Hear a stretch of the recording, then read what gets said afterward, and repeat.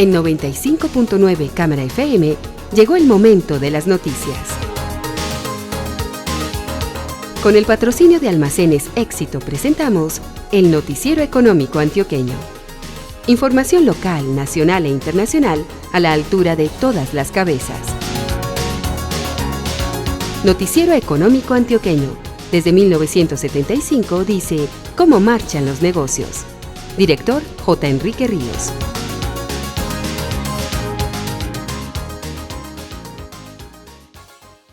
Muy buenos días, bienvenidos. Hoy es sábado 5 de septiembre de 2020. Esta es la emisión 18.989 que ofrecemos en nombre de Almacenes Éxito. Descarga ya tu nueva app Éxito y disfruta todos los beneficios que tenemos para ti. Haz tus compras desde donde quieras. Activa tus cupones favoritos en Mi Descuento. Solicita un turno para pagar en las cajas. Consulta el precio de cualquier producto y más. Esta es solo una de las muchas formas que tienes para comprar. Encuentra un éxito solo para ti. La entrevista de hoy está respaldada por la nueva era de la energía de Celsia, empresa del Grupo Argos. Celsia te da la bienvenida a la nueva era de la energía. Nuestra energía mueve tu mundo con fuentes renovables, impulsa la movilidad limpia y promueve ciudades más sostenibles. Porque en Celsia generamos y transmitimos la energía del sol, del agua y del viento, con soluciones innovadoras para tu hogar, empresa o proyecto urbano. Llámanos y conoce todo lo que podemos generar juntos. Celsia, la energía que quieres. Vigilado Superservicios. Les dejo en compañía de Douglas Balbín Vázquez y su invitado. Muy buenos días, oyentes del Noticiero Económico Antioqueño. Gracias por estar en sintonía esta mañana. Sin duda alguna, esta semana una de las noticias importantes y significativas es la apertura y puesta en operación del túnel de la línea. El túnel de la línea, digamos que va a cargar con una cantidad de historias, porque al ser el núcleo, digamos, del proyecto Cruce de la Cordillera Central, pues tuvo una serie de obstáculos, retrasos, sobrecostos, etcétera, que han hecho notar las autoridades y organismos de control como la Contraloría General de la República, que ha sido objeto de cuestionamientos en diversos momentos por la Cámara Colombiana de Infraestructura. De todas maneras, es muy importante que entre en operación y tiene dos motivos fundamentales: contribución a la transitabilidad, a la conectividad entre el centro y el occidente del país, pero también pues los aportes a la reducción de la accidentalidad, a la reducción de tiempos y costos y también pues en consecuencia al mejoramiento de la logística en Colombia. Ya de eso nos ocuparemos con tiempo. Por ahora hablemos de túneles y he invitado a una persona que sabe mucho de túneles, que es reconocida en el país porque es experta en túneles, el ingeniero Héctor Salazar. Él es CEO de Geoandina y es vicepresidente de la Junta Directiva de la Cámara Colombiana de Infraestructura. Ingeniero Héctor Salazar, bienvenido a esta emisión del Noticiero Económico Antioqueño.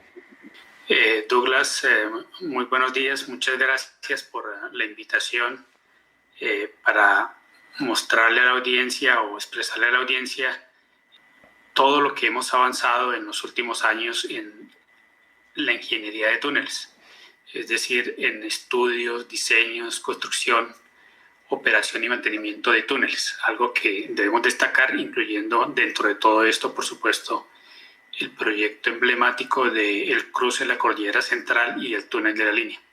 Muchas gracias por la invitación. Es con todo gusto a usted, gracias por atendernos.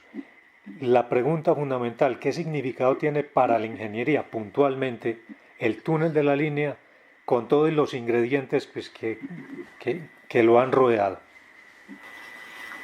El túnel de la línea, en mi opinión, es un hito que se está cumpliendo después de casi 100 años de historia de los túneles en Colombia. Este proyecto, que inicialmente fue estudiado en el inicio de los años 1900 como un túnel férreo, después se acometió la construcción de un túnel de casi 3.6 kilómetros para los años 1928-1929, pero nunca se pudo terminar. Y después, cuando ya el transporte colombiano se desarrolló más por el sector de transporte automotor, pues desde hace más de 30 años se venía estudiando, diseñando y pensando en la construcción de un túnel carretero, que es el que finalmente tenemos, digamos, esta semana para inauguración. El primero de los 2 túneles carreteros que deben estar en ese corredor. Entonces es un hito que se cumple para la ingeniería nacional con sus enseñanzas. Para mí el túnel de la línea ha sido una gran escuela de aprendizaje de la ingeniería nacional, con unas inversiones que por supuesto son muy rentables para la economía. ¿Por qué razón? El beneficio en los ahorros de operación y mantenimiento de los vehículos, especialmente de carga, en el cruce de la cordillera central o el alto de la línea, pues van a ser inmensos. Se cuantifican en valores mayores a 100.000 millones de pesos al año. Es decir, la inversión que se ha hecho en este proyecto y que se está haciendo, por supuesto, tendrá una gran rentabilidad económica para el país. Ingeniero, ¿por qué solo tenemos un solo tubo? Bueno, eso es una larga historia. Es una larga historia. Digamos que hace más de 30 años una corporación de cooperación internacional japonesa recomendó la construcción de un túnel en el alto de la línea, un túnel bidireccional. Después de eso se hicieron unos estudios de factibilidad por una compañía nacional, donde también, digamos, la conclusión fue hacer un túnel bidireccional para el volumen de tráfico existente en ese momento, es decir, hace unos 30-35 años.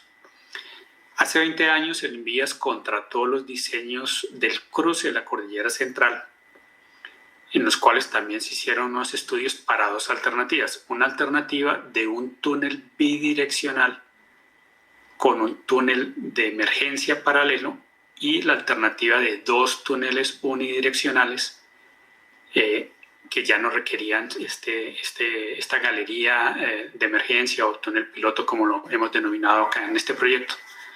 O sea, habían 2 alternativas. Hace unos 12 o 13 años, el gobierno nacional hizo un estudio proyectando el volumen de tráfico a corto, mediano y largo plazo y tomó la decisión de irse por la alternativa de 2 túneles unidireccionales, contratando pues inicialmente el primer túnel unidireccional, que es el que está en estos momentos inaugurado. Esa es como la historia de los estudios, de los análisis. Depende del volumen de tráfico que transita y transitará por este corredor. Por esa razón, digamos, en los estudios del año 2007-2008 se concluyó que era mejor, digamos, desarrollar un proyecto con 2 túneles unidireccionales, pero inicialmente un primer túnel unidireccional, que es lo que se inaugura esta semana. ¿Cuál es, ingeniero Héctor Salazar, en su consideración, la falla o las fallas más protuberantes en el desarrollo de este proyecto y que condujeron a los retrasos y sobrecostos de los que tanto se ha hablado? Yo por naturaleza soy optimista y trato de ver los aprendizajes que tenemos, digamos, en el desarrollo de la humanidad en general y en el desarrollo del país en particular. En el país no ha habido una conciencia generalizada de hacer estudios y diseños detallados de las obras antes de adjudicar su construcción. Y eso nos lleva en muchos casos a sobrecostos y sobreplazos no previstos o previstos dentro de todo el esquema de desarrollo de la contratación. Y este es un caso, digamos, igual que muchos otros en el país, que por, digamos, una planeación adecuada suceden estas cosas. No es el único proyecto que tenemos en esas condiciones. Y pues de aquí hemos aprendido muchas cosas de cómo contratar la construcción de los túneles. Es así que buena parte de la enseñanza que se ha tenido en este proyecto y en otros proyectos, digamos, hace 10 años o hace 20 años, ha sido reflejada en las nuevas condiciones de contratación de nuevos túneles, por ejemplo, en las concesiones de cuarta generación, donde ya no se presentan estas dificultades o las dificultades son de mucho menor envergadura. Es decir, con el túnel de la línea y con otros proyectos hemos aprendido y hemos desarrollado esquemas de planeación, esquemas de contratación que permiten el desarrollo de estas obras con menores impactos, digamos, en temas de sobrecostos y sobreplazos. Esta mañana en el Noticiero Económico Antioqueño estoy dialogando con el ingeniero Héctor Salazar, experto en túneles, CEO de GeoAndina y vicepresidente de la Junta Directiva de la Cámara Colombiana de Infraestructura. Ingeniero, pues es innegable que Colombia está viviendo un auge en el desarrollo de infraestructura y particularmente estamos viviendo una época histórica en el desarrollo de túneles. ¿Cuál es hoy digamos, el mapa que tiene el país en desarrollo de túneles? ¿Qué es lo que está hoy en desarrollo y que quizá por los afanes y por tantas cosas no nos estamos dando cuenta? Bueno, primero creo que debemos diferenciar un poco los diferentes tipos de túneles. Sí, hay túneles carreteros, que es, digamos, el boom en estos momentos en el país. Hay túneles hidráulicos, que son para hidroeléctricas o para sistemas de acueducto y alcantarillado, y hay túneles mineros. Digamos que en estos momentos en la parte hidroeléctrica y en la parte minera el desarrollo de túneles no es tan grande como sí se está haciendo en túneles carreteros. A raíz del desarrollo del túnel de la línea, del túnel de occidente de Medellín, luego el túnel de Buenavista y otros túneles en el país, pues hechos hace 20 años o hace 15 años, todo esto nos ha ido dando a nosotros una gran posibilidad de desarrollar proyectos de túneles de carretera cada vez mejores, cada vez más completos, más seguros, construirlos cada vez más rápido y a menores costos. Por esa razón, en túneles carreteros, la ingeniería colombiana se ha convertido en pionera continental. Es decir, en Colombia, en estos momentos, incluyendo ya el túnel de la línea, tendríamos los 6 túneles carreteros más largos de todo el continente, incluyendo a países como Brasil, Estados Unidos o Canadá. Pues Colombia sería el país que tiene los 6 túneles más largos en operación. ¿Cuáles serían en su orden? El túnel de la línea, de 8.6 kilómetros. Luego el túnel de oriente de Medellín, que va hacia el aeropuerto de Río Negro, con 8.2 kilómetros. Luego sigue el túnel de occidente de Medellín, con 4.6 kilómetros. Le sigue el túnel de Buenavista, de 4.5 kilómetros. Luego el túnel Renacer, que queda en la vía Bogotá-Villavicencio, inaugurado hace unos 3 años, de 4.3 kilómetros. Y el sexto sería el túnel de Sumapaz, en la vía Bogotá-Girardot, de 4 kilómetros. Es decir, en los últimos 15-20 años, la ingeniería colombiana, diseñadores, interventores, constructores, concesionarios, hemos obtenido una experiencia única y nos hemos convertido en pioneros, en especialistas en estos temas que nos permitirán en los próximos años seguir construyendo en Colombia con una gran calidad, como vemos algunas obras terminadas de manera excelente, y podremos exportar esta ingeniería. Bueno, ya lo estamos haciendo. Hay muchas empresas nacionales que ya están trabajando fuera del país con este conocimiento y esta capacidad de ingeniería nacional, que tiene proyectos muy importantes y muy buenos que mostrar. Hay algunos que pues, no son, digamos, perfectos, pero hay otros que han quedado muy bien y permiten que la ingeniería nacional exporte todo ese conocimiento a otros países de América Latina, y en algunos casos, por qué no decirlo, hay empresas nacionales que están exportando ingeniería a otros continentes. Ingeniero Salazar, en los últimos 7, 8 años el país contrató una serie de obras muchas de ellas que incluían los túneles que usted ha mencionado dentro de la cuarta generación de concesiones. Pero ya desde el año pasado, recuerdo en el Congreso de Infraestructura, el gobierno anunció el inicio de la quinta generación de concesiones. De cara a la contratación de los proyectos que vienen en esa quinta generación, ¿qué se debe corregir para desarrollar con mayor eficiencia los túneles que puede haber en carpeta? Bueno, todo esto es un aprendizaje permanente, continuo. Las experiencias que se han tenido en las concesiones de cuarta generación, que como decía antes son mucho mejores que en contrataciones de hace 10 años o de hace 20 años, pues también tienen cosas a mejorar. La distribución de riesgos, por ejemplo, en el tema de túneles es un elemento muy importante para el éxito de los proyectos con túneles. El gobierno nacional en la cuarta generación pues, hizo un análisis, unas verificaciones y contractualmente quedó una distribución de riesgos donde el gobierno nacional asumía una parte de los riesgos geológicos relacionados con los túneles. Esa es, digamos, la política que se debe implementar en estos proyectos. Sin embargo, pues hay algunos detalles del desarrollo de esa política de distribución de riesgos que podría mejorarse para la quinta generación. Yo creo que con las experiencias buenas, las experiencias excelentes, buenas y regulares que se han tenido en el desarrollo de los proyectos de túneles de cuarta generación, pues se podrían tomar algunos ajustes a la distribución de riesgos en los próximos contratos de quinta generación. Esa es como mi recomendación en este caso.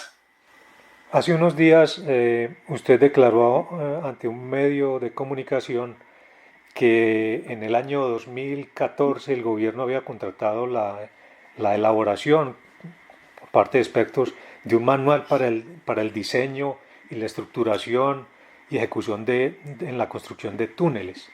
Pero eso está guardado. Ingeniero, ¿por qué no se adoptó ese manual? ¿Y por qué convendría adoptar ese manual ahorita que estamos mirando la quinta generación de concesiones donde habrá otro paquete de túneles viales? Sí, ese es un tema muy importante, digamos, que haya normatividad en el país para el diseño, construcción y operación de túneles. Realmente fue perdimos, digamos, la oportunidad de aplicarlo a la cuarta generación porque el desarrollo del manual pues, estuvo a punto de salir, fue publicado por el INVIAS como un documento oficial, mas sin embargo no logró ser aprobado mediante una resolución o decreto para que fuera un documento normativo, como si existe, por ejemplo, en el caso de edificaciones, en el caso de puentes, en el caso de carreteras. En todas estas obras de ingeniería tenemos manuales y especificaciones de obligatorio cumplimiento. En el caso de túneles, pues desafortunadamente no se logró un consenso entre las diferentes áreas y empresas, ingenieros que trabajamos en túneles. Ese consenso, pues al no lograrse, pues llevó a que el gobierno nacional no adoptara como normativa ese manual, que es un gran avance, digamos, para la ingeniería nacional si se implementa. Pero tengo una buena noticia. El manual, digamos, este gobierno lo ha vuelto a activar, digamos, para discusión. Ya se han realizado varias reuniones entre el INVIAS, la Sociedad Colombiana de Ingenieros, la Asociación Colombiana de Túneles, la Cámara Colombiana de Infraestructura y otros gremios y empresas para tratar de que en lo posible este año ese documento ya sea un documento normativo y que pueda ser aplicado para los próximos túneles que se contraten, ya sea a través de la quinta generación de concesiones o a través de contratos de obra pública que se hagan o por el INVIAS o por otras entidades del orden nacional o regional. Entonces la noticia es buena. El manual de nuevo está siendo revisado y probablemente el INVIAS lo apruebe como normatividad para este año. Muy bien.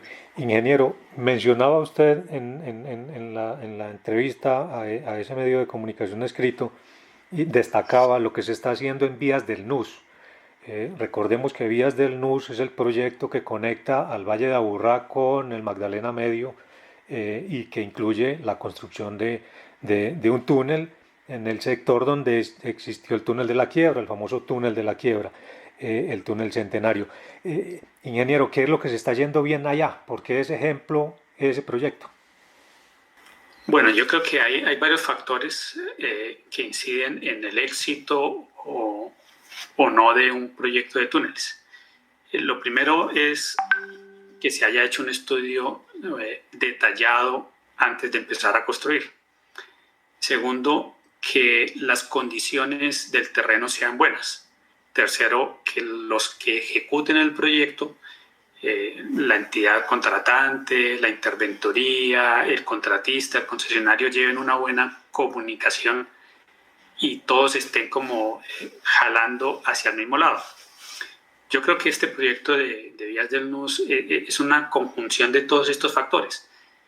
Unos estudios adecuados a las condiciones que tiene el túnel, unas condiciones físicas de geología, de geotecnia, de hidrogeología muy buenas, unos contratistas, digamos, comprometidos, un concesionario que ha dado los mejores aportes, digamos, un esquema financiero adecuado, una interventoría también que ha colaborado en el desarrollo del proyecto. Yo creo que es una suma de todos los factores que de manera proactiva llevan a que las cosas avancen y se hagan de manera adecuada. Esto pues no solamente ocurre en Vías del NUS, también ocurre en otros proyectos de cuarta generación, cuando hay, digamos, un trabajo mancomunado y orientado al éxito del proyecto. Esta mañana en el Noticiero Económico Antioqueño ha estado con nosotros el ingeniero Héctor Salazar, experto en túneles, vicepresidente de la Junta Directiva de la Cámara Colombiana de Infraestructura y CEO de GeoAndina. Ingeniero, muchísimas gracias por estar con nosotros en el Noticiero Económico Antioqueño. Muchas gracias por la invitación. Espero que lo que he comentado acá pues, nos lleve a una posición siempre optimista del desarrollo de la ingeniería colombiana. Hemos hecho cosas espectaculares, tenemos experiencia en diseño, construcción y operación de túneles, somos pioneros a nivel continental, muy buenos, digamos, o hemos sido referenciados a nivel mundial por las cosas que estamos haciendo en Colombia. Tenemos muchas cosas buenas por mostrar de nuestra ingeniería nacional, de nuestras empresas, de nuestros ingenieros, de toda la cadena productiva de los túneles. Así que somos excelentes en la ingeniería de túneles en Colombia. A nuestros oyentes también el agradecimiento por estar en sintonía y los invitamos para mañana a otra emisión del Noticiero Económico Antioqueño 95.9 FM o www.camarafm.com. Buenos días. Los invitamos a escuchar mañana la emisión del Noticiero Económico a las 7:30 de la mañana, aquí en 95.9 Cámara FM o por camarafm.com. Gracias por la sintonía. Que tengan un feliz día.